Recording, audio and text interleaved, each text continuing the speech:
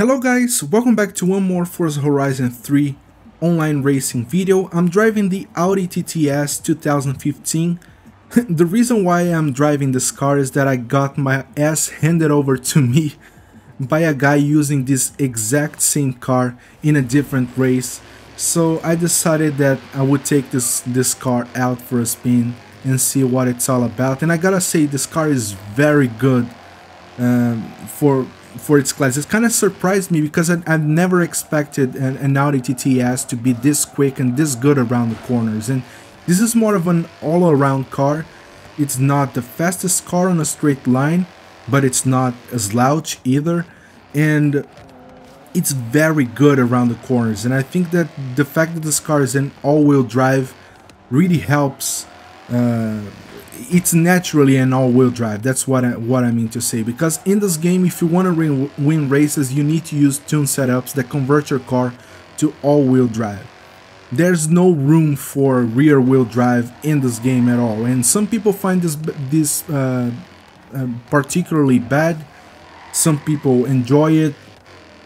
I don't care. If I have to make all the cars all-wheel drive, so be it. I don't mind that at all. And if in Forza Horizon 4 they make it a little bit more balanced in a way that people driving rear-wheel drive cars or any sort of different drivetrains, I'm fine with that as well, as long as they keep the racing fun. And as I said, this car is really good. It's an all-around car, so it's good on a straight line, not the quickest, but it's good. It's very good around the corners. So you have a little bit of everything with this car, which makes for a very compelling package when you're trying to choose a good car for online racing in this particular class. I'm driving the Audi TTS in the S1 class, which is where my surprise came from, because I know there are a bunch of really good cars in this class that I have tested out over the years, and this car is one of the best all-around cars for this class. So if you want to drive a good car, go with this Audi, and I think you're gonna really enjoy how this car feels on the racetrack. And that was a fairly easy win. That was the biggest surprise. I knew that there was a bunch of really quick cars like the Huracan and the Audi R8 V10 Plus. These two cars in particular are really good S1 class cars, but it doesn't help when you can't drive the cars that well. So I guess it shows that car don't make the racer. The cars don't make the racer. You need to know what you're doing with the car. Even though this is an arcade racer, you need to know what you're doing with the car to make the best of it. Moving on to the second race of the video. I love when I get to race around the city part of the map. This is my favorite part of the map, and I think I mentioned in a lot of other videos that I like city tracks. That's one of the reasons why Project Gotham Racing is one of the franchises that I really wish Microsoft brought back, because it saddens me that they killed off the franchise when they closed off the Bizarre Production Studios. I think that's the name. They closed off the studio, and the future of the franchise is uncertain at this point. But part of me really wished that they announced it, Project Gotham Racing 5, on this upcoming E3. And as you could see, there was your usual carnage over the first few corners. The guy tried to screw me up, didn't work. I'm still in the first place, pulling ahead of everyone. So I guess it goes to show that this car is really good. If you know how to drive this game properly, it's a really good car to drive. And most of the races in this video, most of the races in this online adventure that I was taking part in are gonna be mostly me racing by myself.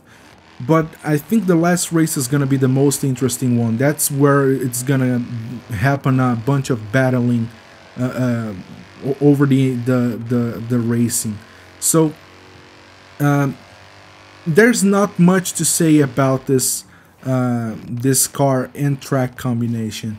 I would assume that if you get a track that's mostly made of straight lines, this car would have a hard time keeping up with cars that are better suited for straight line racing. One that comes to mind is the the classic Ford GT40, the I think Mark IV. I'm not good at remembering proper car models, but it's the old one. It's not the the there are, I think, three main models. There is the modern Ford GT, the one that came out, I think, a couple years ago or last year.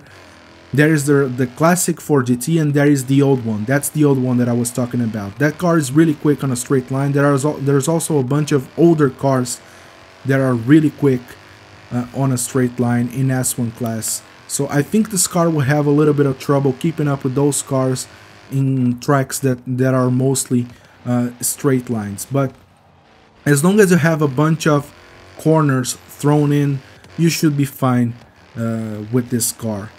And there's not a whole lot of action happening. That's exactly what I was talking about a couple videos ago. I win a lot of races in this game, but it's not because I'm good at it, but it's not because I'm that good at it. It's because most people spend an awful lot of time trying to screw people up. And if they wasted less time trying to ram people off and push people out wide, I think the racing would be a lot more interesting, and there would be a lot more going on. But as it stands, whenever you join this type of lobbies where people are just trying to fight among themselves, all you have is racing by yourself, pretty much. And that's sad. I really hope that Playground Games strikes a balance between certain levels of competition and how accessible it is for new players, because I think that's gonna make a lot of difference when you pitch them against each other, better skilled players and not that skilled players against themselves. And I think if they strike a balance in this aspect, I think the racing in Forza Horizon 4 can be a lot more interesting than it is in Forza Horizon 3. That's not to say that you don't get interesting races in Forza Horizon 3, but they are a bit hard to come by at this point. Moving on to the third race of the video, Tugun Bypass Sprint. I don't remember this track exactly. I remember certain bits and pieces of it. And I'm starting almost at the back of the pack, which can be a good thing if there's a tight corner coming up in the first section of the track. Let's see how this one looks. As you can see, my car is very quick off the line. It's not as quick as the Mercedes in front of me, and yeah, I know what's coming up. There's a corner, this next corner, where a lot of people try to take it flat out. Some cars you can, but some others you need to lift off a little bit. And I tried to avoid this guy, and I ended up going all over the place and blocking him off unintentionally. And I think, I don't know if he understood whether that was intentional or not, but I would assume that from his point of view, he might have felt intentional. I can certainly understand if he got that way. So the race is gonna be up to me and this guy in the Mercedes. Let's see how we do. And as you can see, he's gonna do everything to block me off. That's uncalled for. It's one thing for you to get involved in two accidents around the corners. This happens. But when you're on a straight line and you're consciously swerving left and right to try to block people off, that's an unsporting behavior, at least. And I'm kind of tense because there's a lot of sharp turns over this track, and I don't want to get screwed over by this guy. There's a good chance that he's gonna try to pull a move and just try to push me off, but I'm gonna try my best to stay away from him. And I think it's paying off because I stuck to my lines and I managed to pull away a little bit. I'm just 2.4 seconds ahead of him. It's not a lot in this car class. It's just a couple meters, really. but I think it's enough room for me to breathe a little bit, so I don't have to worry about him screwing me up. And apparently he got overtaken by another guy, and yeah, he's down in third place.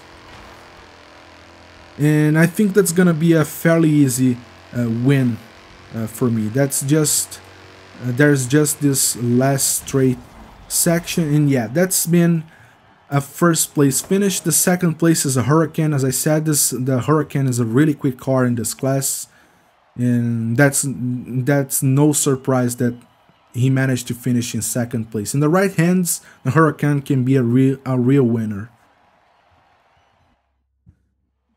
3-bridge circuit. So that's the last race of the video, still in the city section of the map, my favorite section. Let's see how we do in this one. We're almost, yeah, we're a little bit over half, at the later half of the pack. Let's see how many positions we managed to get off the line. There is 1, 2. This guy, that was a little bit weird. It almost felt like he was trying to make me miss the checkpoint. This GTR is all over the place.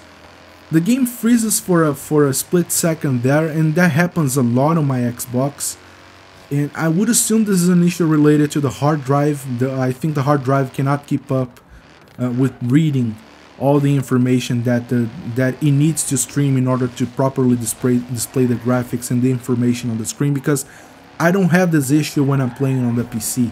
There are no stutter at all, and when I play on the PC, I run the game off an M.2 SSD, so I think that's where the issue is with the Xbox version. There's a lot of mess in this race, and I think that's by far the most interesting race of the video, because I'm actually gonna have to fight for the first place, which is something that I didn't have to do over the first 3 races in the video. And as you can see, there's a lot going on in front of me. There's a lot of pushing, a lot of contact, and I try to avoid contact. I couldn't help because this guy he braked at a very weird spot, but I think I'm gonna be able to overtake him. Yeah, we're side by side. I don't know if he's gonna try to push me out wide. I just nudge him nudge him off a little bit just to send him a message like, I'm here, give me enough space, you have the entire half of the track for yourself, no need to go that wide to try to block me off. The Mercedes guy was again a little bit weird, but I managed to overtake him, and I'm up in first place. There's a back marker in front of us. That's cause of concern because I know how bad back markers can be in Forza Horizon 3. Let's see if we manage to just get past him unscathed. And the guy in the Mercedes is pretty close by. He's just 1.7 seconds behind me, which is not a lot.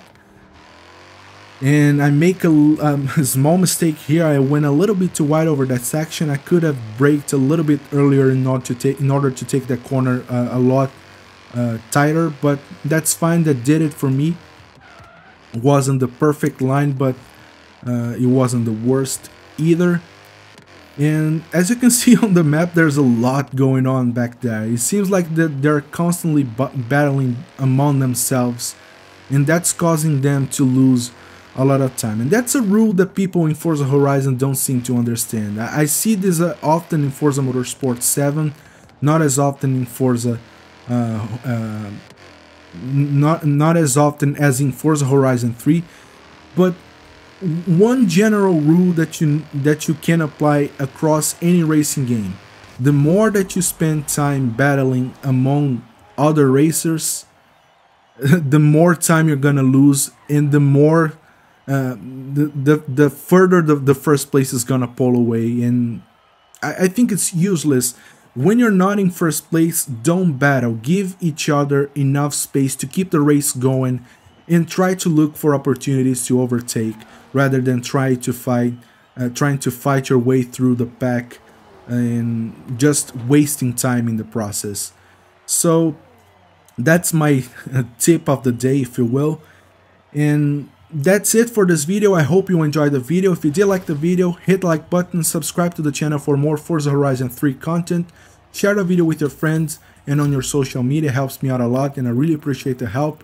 Follow me on Twitter and Instagram. The links are in the description down below or at the beginning of the video. Actually, not at the beginning of the video because I'm not putting that at the beginning of the video anymore. And I hope to see you guys in the next one. Bye.